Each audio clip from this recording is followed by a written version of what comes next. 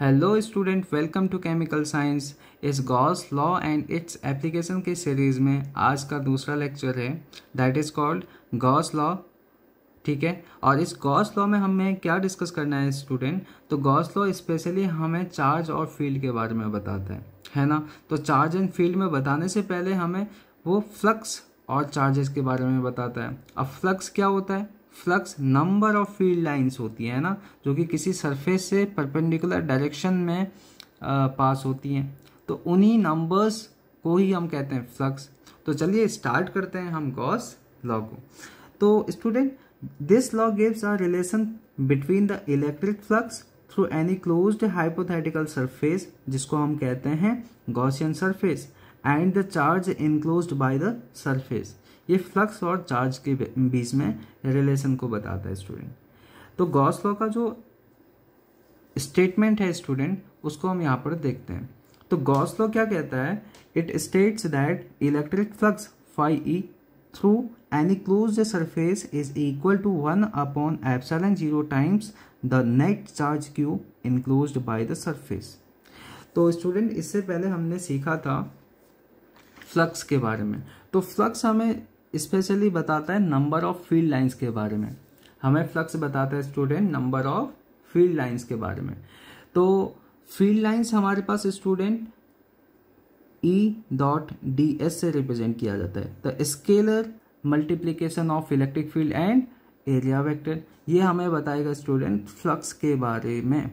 तो हमारे पास जो गॉस लॉ कहता है कि हमारे पास कोई भी एक इमेजिनरी सरफेस है, ओके, ये इमेजिनरी सरफेस है। इस सरफेस ने अगर क्यू चार्ज इनक्लोज किया है, हमने एक चार्ज अभी डिस्कस कर रहे हैं, मल्टीपल चार्जेस को भी यहाँ पर इनक्लोज कर सकता है।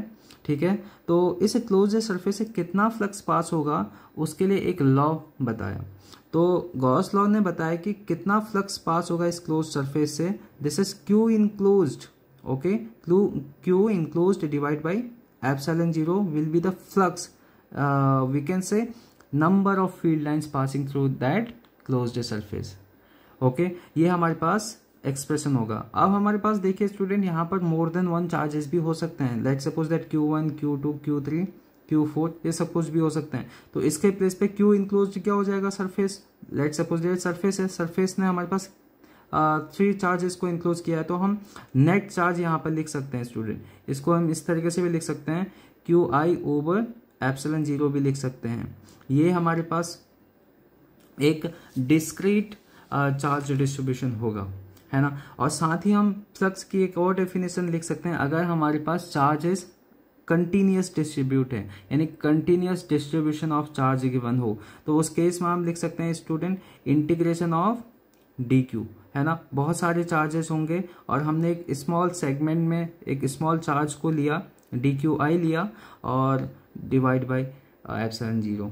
तो स्टूडेंट, अगर हमारे पास, हमको पता है वॉल्यूम चार्ज डेंसिटी, जिसको रो बोला जाता है, जिसको लिखते हैं D Q over D V. तो यहां से देखिए स्टूडेंट, डी क्यू को क्या लिख सकते हैं हम? डी क्यू लिख सकते हैं हम क्या? रो डी वी लिख सकते हैं। हमारे पास देखिए, ये हमारे पास नेट चार्ज है, तो इसके प्लेस पे हम क्या लिख सकते हैं? रो डी वी लिख सकते हैं। तो हमने लिखा इसके प्लेस पे rho D V integration upon epsilon 0। इतना क्लियर है स्टूडेंट? ओके, तो अब चलिए स्टार्ट करते हैं इस गॉस थ्योरम के प्रूफ की ओर। तो गॉस थ्योरम का जो प्रूफ है स्टूडेंट, इसका हम स्टार्टिंग यहाँ से करते हैं। लेट सपोज दैट हमने यहाँ पर एक पॉइंट ओ कंसिडर किया, ठीक है, और इस पॉइंट ओ से स्मॉल आर डिस्टेंस पर कोई पॉइंट पी है, और यहाँ पर हमें फील्ड फाइंड आउट करेंगे सबसे पहले। तो चलिए इस डेरिवेशन को मैं क्विक डेरिवेशन के फॉर्म में आपको एक्सप्लेन करता हूँ। तो लेट सपोज दैट स्टूडेंट, यहाँ पर हमारे पास एक क्लोज्ड सरफेस एस कंसिडर किया, और यहाँ पर हमने एक क्यू चार्ज की पोजीशन को फिक्स कर दिया। यहाँ पर सपोज दैट हमने कहा कि एक चार्ज है क्यू, और जिससे आर डिस्टेंस पर हमने एक पॉइंट पी कंसिडर किया, इसके सरफेस में एक पॉइंट है, ठीक है, कहीं पर भी हो सकता है, हमने पी पॉइंट कंसिडर किया वहाँ पर, और हमने कहा कि वो सरफेस जो एलिमेंट हमने चूज किया, दिस इज डी एस, है ना। एक स्मॉल पैच को हमने यहाँ पर क्या किया? कंसिडर किया। अब हम करेंगे इस स्मॉल क्यू की वजह से, प्लस क्यू की वजह से, यहाँ पर इलेक्ट्रिक फील्ड कहाँ की ओर होगा?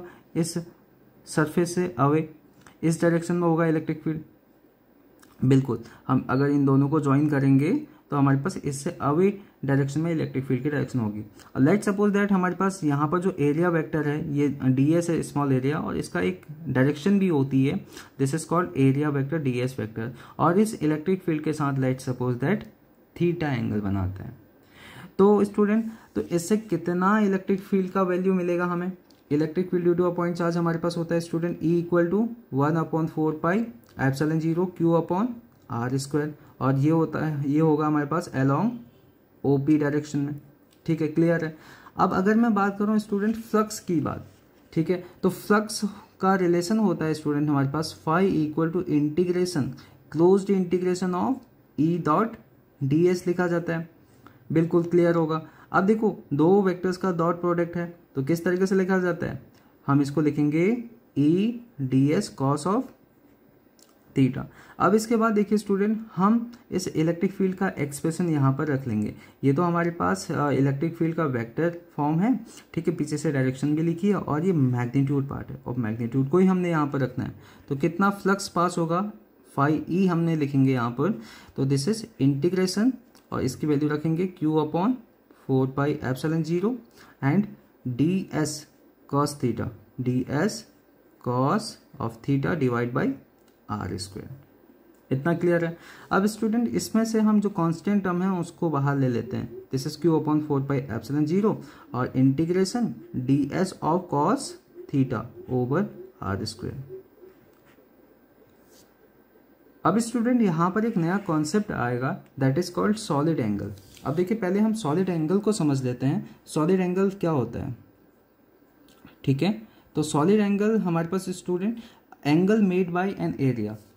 ठीक है, अगर हम बात कर रहे हैं, ये हमारे पास एक सरफेस है, इस सरफेस का एरिया ds है, और ये सेंटर पे लेट सपोज दैट कोई एंगल बनाता है। ठीक है, एरिया एंगल बना रहा, उसको हम सॉलिड एंगल बोलेंगे। ठीक है, तो हमारे पास ये distance from the surface element to the centre, इसको हम r कंसिडर करेंगे। तो सॉलिड एंगल क्या होगा स्टूडेंट? इसको हम d ओमेगा से रिप्रेजेंट करेंगे। d ओमेगा इक्वल टू आएगा स्टूडेंट ds ओवर r²। इस तरीका से हम लिखेंगे सॉलिड एंगल को।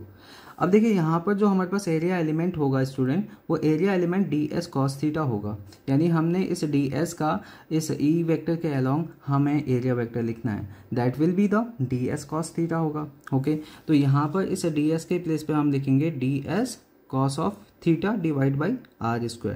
ये वैल्यू होगी स्टूडेंट हमारे पास d ऑफ ओमेगा की वैल्यू, है ना। This is called solid angle. और इसके बाद अगर कॉन्सेप्ट अगर मैं बात करूँ स्टूडेंट, अगर हम इस d ओमेगा को इंटीग्रेट करें ओवर अ क्लोज्ड सरफेस, तो हमारे पास इस d ओमेगा की वैल्यू आती है स्टूडेंट 4 इसका भी यूज आएगा। तो चलिए स्टार्ट करते हैं इसी डेरिवेशन को। तो इसमें हमारे पास इसके प्लेस पर आएगा स्टूडेंट Q/4 एप्सिलॉन 0, और इसके प्लेस पर लिख सकते हैं इंटीग्रेशन d ओमेगा, और आपको पता है integration of d omega over a closed surface हमारे पास 4 होता है। तो इसके प्लेस पर हम लिखेंगे स्टूडेंट 4 एप्सिलॉन 0, और इसकी जगह पर हम लिखेंगे इंटीग्रेशन ऑफ d ओमेगा के प्लेस पे 4 से 4 कैंसिल, तो हमारे पास फ्लक्स कितना आ जाएगा? तो फ्लक्स हमें मिलेगा student phi E equal to Q/एप्सिलॉन 0। तो स्टूडेंट, यही था हमारे पास गॉसेस लॉ का प्रूफ। तो चलिए इसको देखते हैं नोट्स में। तो स्टूडेंट, ये था हमारे पास, हम यहाँ पर कंसीडर करेंगे किस तरीके से आपको एग्जाम में लिखना है ये। तो let us consider a point charge plus q situated at point O inside a close surface S। ये हमारे पास कोई क्लोज सरफेस S है, उसके अंदर q चार्ज सिचुएटेड है। Let ds be a small patch of area surrounding a point P on the surface. यहाँ पर कोई पॉइंट P है, ठीक है, वहाँ पर हमने एक स्मॉल पैच ds कंसिडर किया है। ओके, तो अब अगर हम बात करें जो ds वेक्टर है, ds vector student area vector है जो कि नॉर्मल टू द पैच होगा, इस पैच के नॉर्मल डायरेक्शन में होगा। ओके, जिसको एरिया वेक्टर भी बोला जाता है। अब इसके बाद स्टूडेंट, अगर हम बात करें electric field intensity at point P due to the charge plus Q at point O, यानी इस पॉइंट Q चार्ज की वजह से यहाँ पे इलेक्ट्रिक फील्ड की जो वैल्यू आएगी that will be E equal to 1/4 epsilon 0 Q/r², और जिसकी डायरेक्शन होगी अलोंग OP। तो देखते हैं स्टूडेंट इसके बाद हम किस तरीक़ा से इसको लिखेंगे अगले स्टेप में।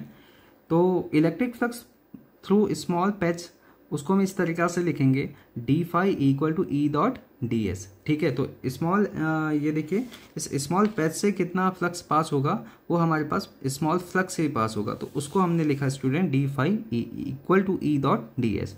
तो यहाँ से डॉट प्रोडक्ट का कॉन्सेप्ट हम यूज़ करेंगे।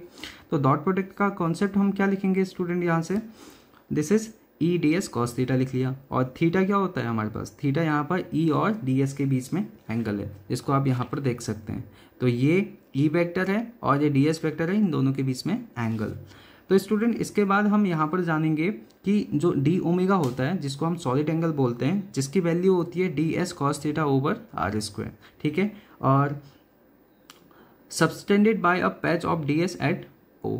तो इसका मीनिंग ये है कि हमारे पास जो डी ओमेगा एंगल है, जिसको सॉलिड एंगल बोला जाता है, तो सॉलिड एंगल इस स्मॉल एरिया ने सबटेंड किया है यहाँ पर इस सेंटर ओ पर। ओके, और अगर हम बात करें, अब हम फिर से इस फ्लक्स वाले एक्सप्रेशन में आते हैं। इसको अगर हम इक्वेशन 1 कंसीडर करें स्टूडेंट, तो इक्वेशन 1 से फिर से हम इक्वेशन 1 को देखेंगे, तो वहाँ पर इसके प्लेस पर हम डी ओमेगा लिख सकते हैं। अगर हम नेट फ्लक्स फाइंड आउट करेंगे स्टूडेंट, तो नेट फ्लक्स फाइंड आउट करने के लिए हम इस स्मॉल फ्लक्स को इंटीग्रेट करेंगे, तब हमें नेट फ्लक्स मिलेगा। तो हमने इस तरीक़ा से लिखा डी फाई का इंटीग्रेशन हमने लिख दिया, और डी फाई की वैल्यू ऊपर से हमने यहाँ पर रख लिया। तो ये सब कुछ सॉल्व करने के बाद इंटीग्रेशन यानी क्लोज्ड इंटीग्रेशन, यहाँ पर सर्कल अप्लाई किया है ना इंटीग्रेशन के साइन पर, दिस इज द हमारे पास एक्सप्रेशन रहेगा closed surface, closed integration. Okay, तो closed integration of D omega जो होता है वो हमारे पास 4 पाई होता है। तो स्टूडेंट यहाँ से हमारे पास जो गॉस लॉ हमारा प्रूफ हो जाएगा। इसके प्लेस पे 4 पाई रखा, तो 4 पाई से 4 पाई कैंसिल, तो हमारे पास फाई ई की वैल्यू आई स्टूडेंट यहाँ पर क्यू अपॉन एप्सिलॉन 0। तो ये रहा हमारे पास स्टूडेंट गॉस लॉ का प्रूफ। अब देखिए इसके अगले पार्ट में हम कुछ अलग सिमेट्रिक चार्ज डिस्ट्रीब्यूशन को देखते हैं। ठीक है,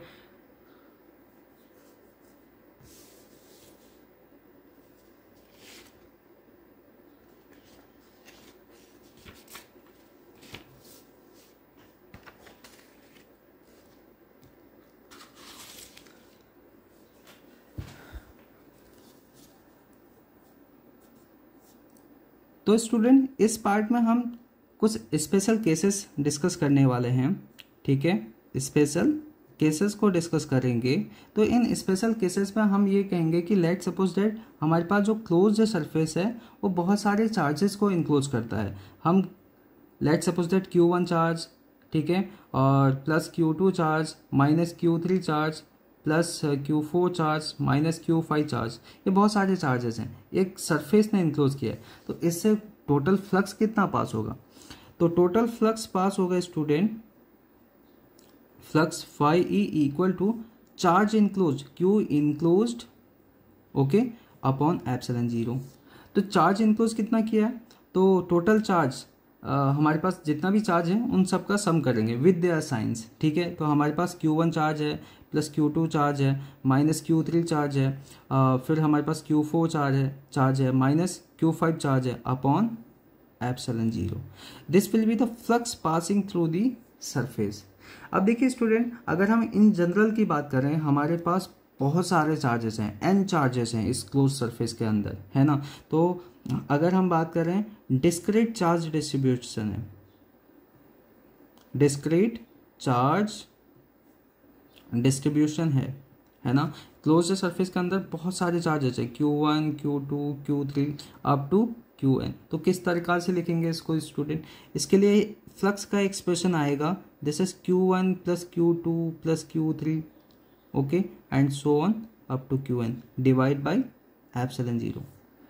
तो स्टूडेंट इसका एक और एक्सप्रेशन आ जाएगा, इसको हम इस तरीका से भी लिख सकते हैं, summation of Qi over I.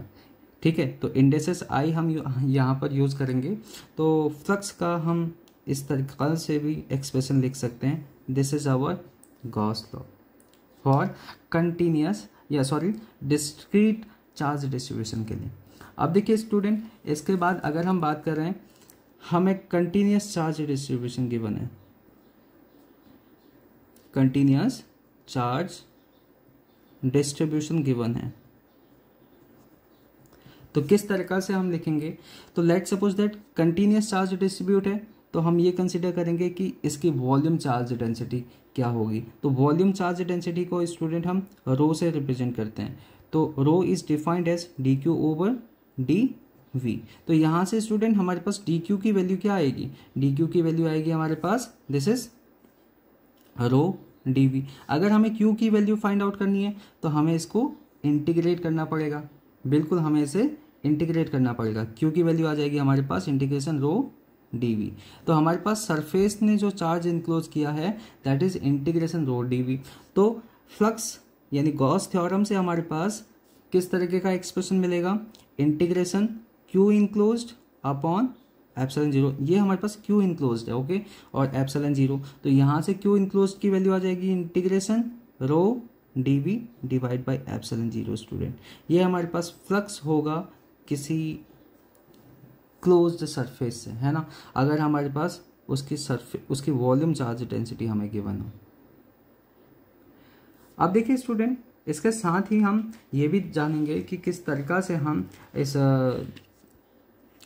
Gauss law को लिख सकते हैं, है ना। तो गॉस लॉ को एक बार मैं फिर से समराइज कर रहा हूँ स्टूडेंट। तो समराइज का मीनिंग है कि हम दो वे में इसको लिख सकते हैं। अगर हमारे पास phi equal to E dot D S, okay, integration phi E dot D S.